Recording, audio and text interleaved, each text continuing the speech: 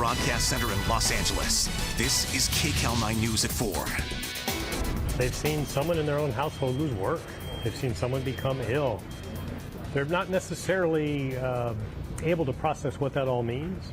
Other students, loneliness, isolation. They've been trapped at home for months, longest period of their life for some children. Even the masking, the social distancing is new and different. So when children go through such trauma in their lives, they'll need help. Now at 4:30, there you have LAUSD Superintendent Austin Buettner talking about the mental health crisis. And so for the next half hour, we are focusing on the lasting effects of this pandemic. More and more young people are just struggling to cope. That's right. A few notes to highlight the problems. According to a Mental Health America report, the rate of children ages 11 through 17 who were screened in 2020 for anxiety and depression was 9% higher than in 2019. Suicide rates for ages 10 through 24 increased by 38% in California from 2007 to 2018 and 47% nationally.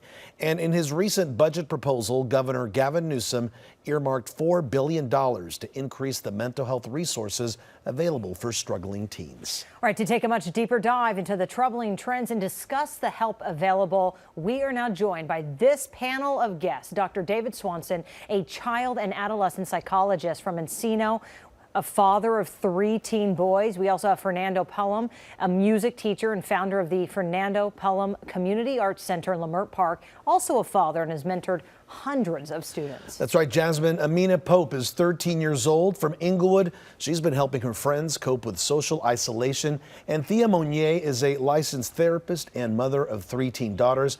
Thank you all so much for joining us today. Thank you. Thank you for having me. Amina, let's start with you. Have you felt increased anxiety, depression due to this pandemic? And what about noticing these struggles among your friends, your peers?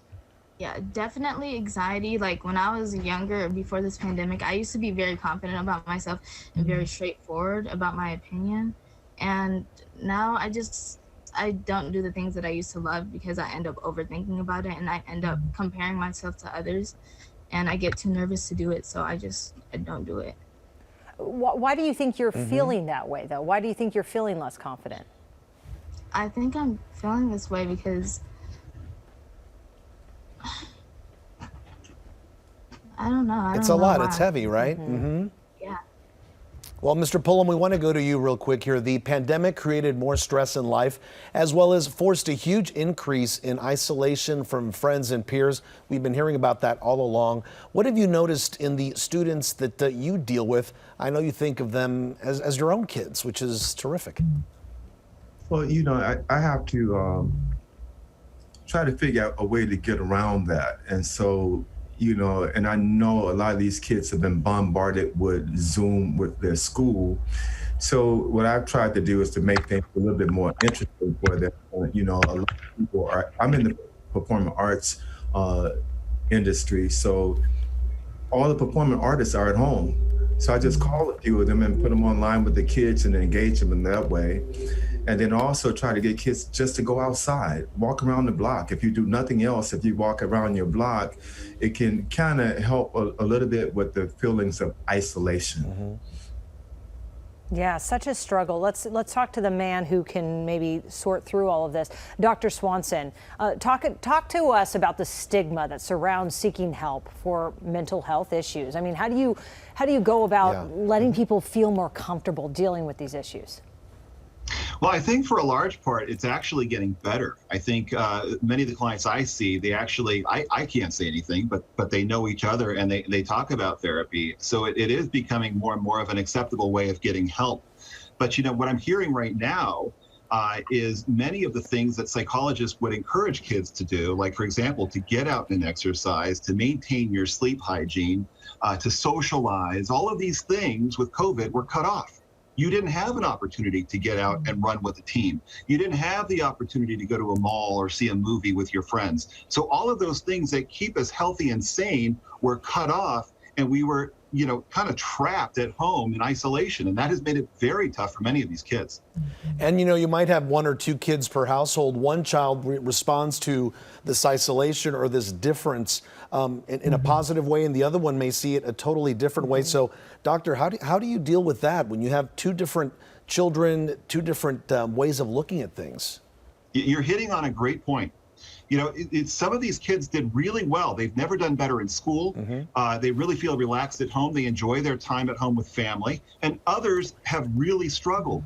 And I think in addition to that, you had some parents who were really stressed out about COVID. They were very strict. They thought this thing could kill you, while other parents thought it was a hoax. I mean, you had everything along the line there of the continuum.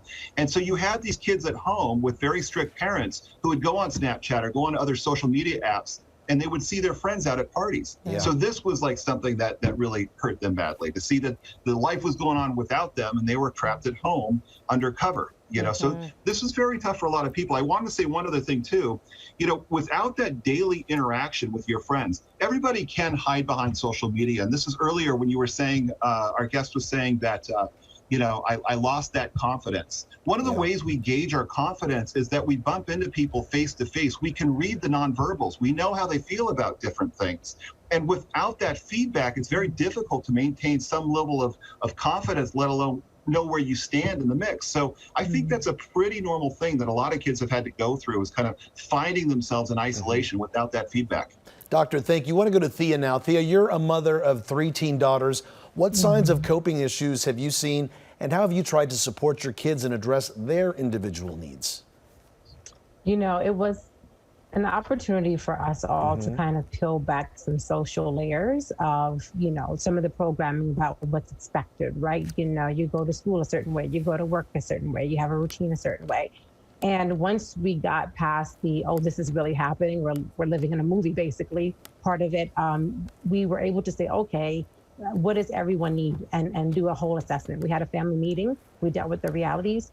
And one of the big things we did, and I love that Amina shared this, and I love that you were so honest and vulnerable, is to say, I don't know where it comes from. We as parents joined in the I don't know. We don't know either. This is very unprecedented, and we're going to have to create this experience together.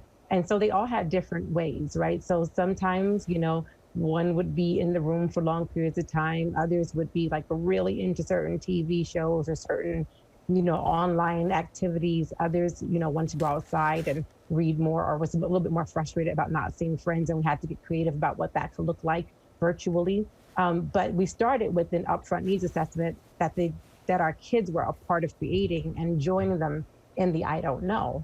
Because the reality is no one did, and no one does still have all the answers. But it kind of helped them feel good about the fact that, the grown-ups don't have all the answers either, and we're going to co-create this together. Yeah, that's great for all of us to hear, whether we're a parent or not. That's really some great advice, isn't that, Jasmine? It is. And Amina, I just have to say, you are so brave, and thank you just quickly here as we head into a break, but for not being afraid to share those feelings. That's confidence. Because we all feel a little bit like that at some point or another. All right, we're going to take a quick break and then come right back to continue our forum discussing the growing amount of mental health issues affecting children today.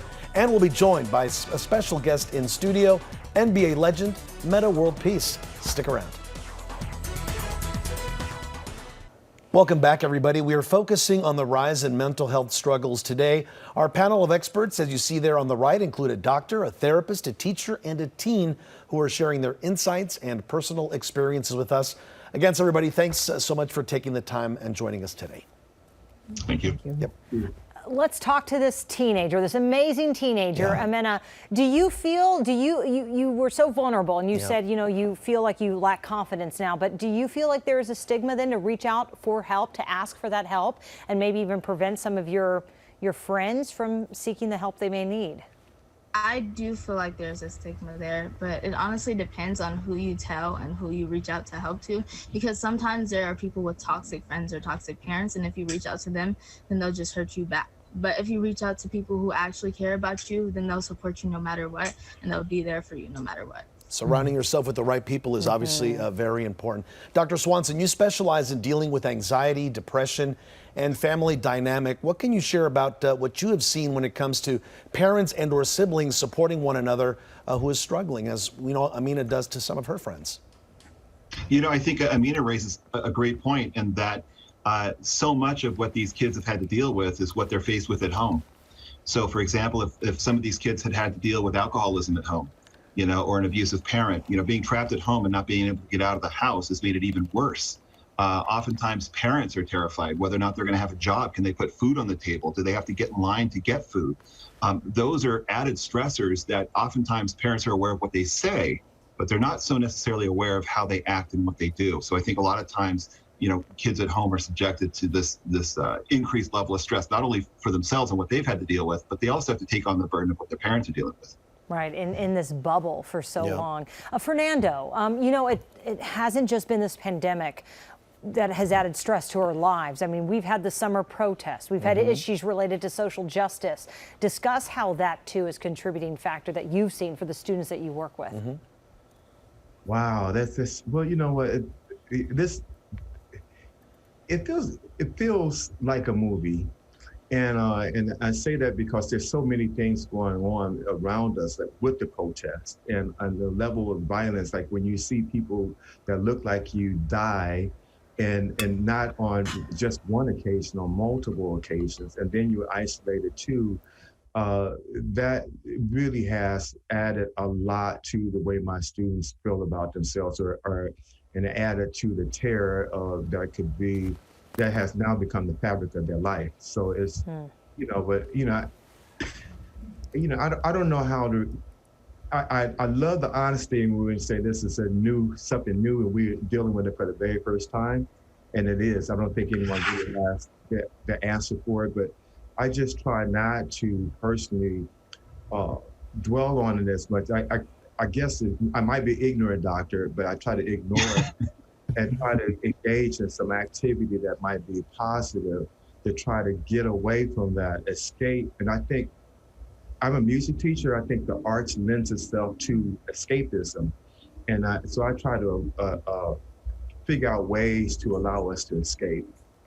I like that. Express, though, through music, what you may be feeling. Indeed. Now, Thea, your daughters have also had this added weight on their lives, tackling bigger societal issues. Can you share with us some of the advice and efforts that you've made with your own daughters to tackle that subject? Because I know a lot of parents are in the same shoes that you are in. Yeah, absolutely. We did. We were able to participate and be vocal in different ways, whatever felt comfortable. People felt, different children of mine felt comfortable contributing in different ways. But I think the bottom line was that we had the conversations and we accepted their passion and their multi-layered questions. And again, admitted where there weren't clean cut or, nice, neat solutions. And we would sometimes have that conversation with other families as well, families maybe from other backgrounds that were experiencing what should we do, what can we do to help, and things of that nature. I think this age group has been so, I think they're one of the more overwhelmed generations I can think of in terms of information and in terms of exposure to so many social happenings at the same time. We've seen this before with other generations who were exposed, like during war or during other tragedies. But this is unique in the sense of how much information they can get their hands on and how difficult it is to disseminate good information from bad information. So we did do a lot of literacy around internet literacy and how to fact check things, because we would have these inner house debates, but we'd be like, well, how did you fact check that, right? I'm not just going to take this person off of TikTok's word for it. I need to hear what backed them up. And we taught them about how to really find their truth. And I think that's what we'll continue to do. It's good advice. Good advice, and we're learning, right? There are no dumb questions, no easy answers, and we're all trying to figure this out together, right? Like this in our lifetime. And Amina, I just want to quickly thank you again for 13 years old, that you're wise beyond your years, and for being so vulnerable and sharing. And helping your friends too. Yeah, right? Exactly. Right. Now you can talk about this conversation with them. And thank you guys all for joining us. Thank you. Thank you. Yeah. Now, for more on what resources are available out there to anyone who is struggling, we've got you covered. Go to kcal9.com and click Seen on TV.